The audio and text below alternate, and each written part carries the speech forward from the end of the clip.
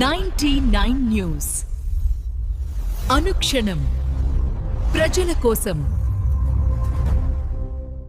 ఖమ్మం జిల్లా సత్తుపల్లి పట్టణం మున్సిపాలిటీలో 80 లక్షల రూపాయల అభివృద్ధి పనులకు శంకుస్థాపన చేసిన సత్తుపల్లి నియోజకవర్గ శాసనసభ్యురాలు శ్రీమతి డాక్టర్ మట్టా రాఘవేంద్రనాథ్.